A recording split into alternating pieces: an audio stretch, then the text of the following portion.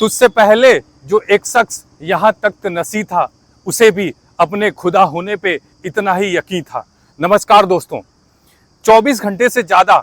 चुनाव परिणाम आने के हो चुके हैं और हम सब ने देखा है कि कैसे सारे लोगों ने अपना अपना समीकरण कर लिया है और अपनी अपनी योजनाओं के अनुसार सीटों पे जो भी हार या जीत का हुआ है मुकम्मल उसके बारे में जानकारी ले ली है। लेकिन एक सबसे बड़ा सवाल कि जब 3 तारीख को देश में ये माहौल बनाया गया कि कैसे शेयर मार्केट में आप पैसे लगाओ और आने वाले समय में आपके पैसे इतने तेजी से ऊंचाइयों पे जाएंगे, डबल हो जाएंगे, उसको लेके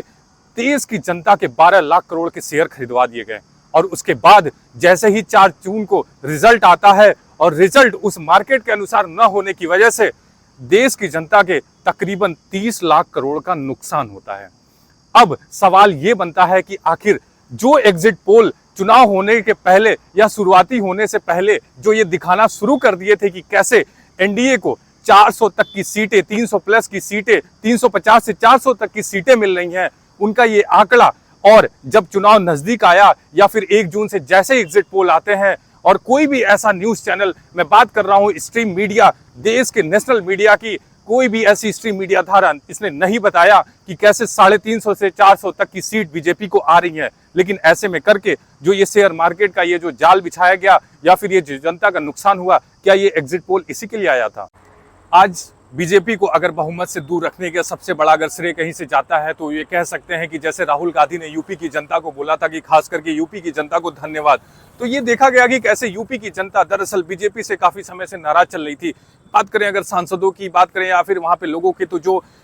प्रधानमंत्री मोदी के चेहरे पे जो चुनाव लड़ने वाले सांसद थे वो कैसे जो है जनता से दूर होते चले गए, या फिर जनता के बीच में ये भी रहा कि कैसे कब तक हम मोदी के चेहरे पे उनको चुनाव जिताते रहेंगे। बात अगर हम करें तो ये कह सकते हैं कि किस तरीके से जैसे कि 43 सीटें जीतने के बाद इंडिया गठबंधन ने अखिलेश यादव, जो इंडिया गठबंधन के यूपी के तरफ से सबसे बड़े नेता के तौर पे उभरे और पूरे भारत में तीसरे नंबर की अपनी पार्टी को बना दिया। कह सकते हैं कि मुलायम सिंह यादव ने भी ये चीज नहीं कर पाया था। तो आने वाले समय में यूपी की तरफ से या आने वाले समय में यूपी की जो सरकार को चुनौती मिलने वाली है, इसका ये नतीजा साफ होता चला जा रहा है। दरअसल हमने पूरे चुनाव में ये देखा था कि कैसे विपक्ष ने बड़ी मजबूती के साथ, जैसे ही बीजेपी के कुछ नेताओं ने ये बोला था कि दरअसल हम 400 सीटों के बाद संविधान को बदल देंगे, ऐसे को लेके विपक्ष ने इसको बड़ी मजबूती से उठाया और उठाते हुए दरअसल वो जनता के बीच में गए और खास करके जो दलित वोटर है, SC ST वोटर है,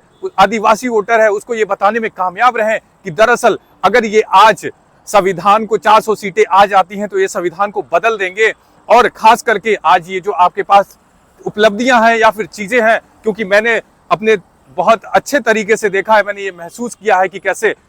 कुछ समय पहले खास करके दलितों को एक साथ खाना खाने का अनिवार्य नहीं था, उनको मंदिरों में जाने का अनिवार्य नहीं था, या फिर उनको साथ बैठ बराबरी का हक नहीं था। लेकिन अगर आज ये चीजें मुमकिन हो पाई हैं तो वो सिर्फ संविधान की वजह से ये मैसेज या ये संदेश विपक्ष इसको लोगों के बीच पहुंचाने में बहुत अच्छे से कामयाब रहा। दूसरी सबसे बड़ी वजह यह थी कि कैसे अखिलेश यादव ने पीडीए का जो नारा दिया, पिछड़ा, दलित और अल्पसंख्यक, नहीं उन्होंने नारा दिया, दरअसल उन्होंने बहुत कायदे से उस इंजीनियरिंग से, उस फार्मूले से कैंडिडेटों को उतारा। और हमने देखा कि कैसे जौनपुर में बाबू सिंह कुशवाहा ने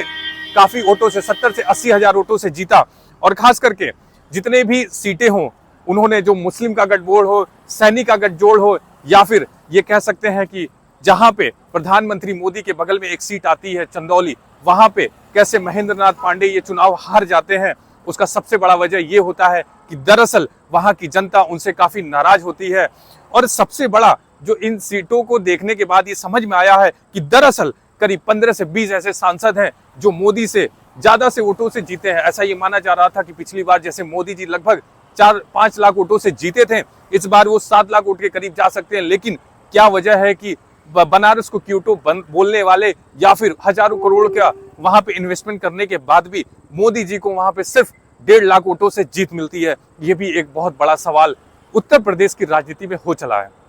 लेकिन अगर हम बात करें कि आने वाले समय में अगर ये गठजोड़ ऐसे ही कायम रहा तो आने वाले समय में उत्तर प्रदेश में चुनौतियां बहुत मिलने वाली हैं।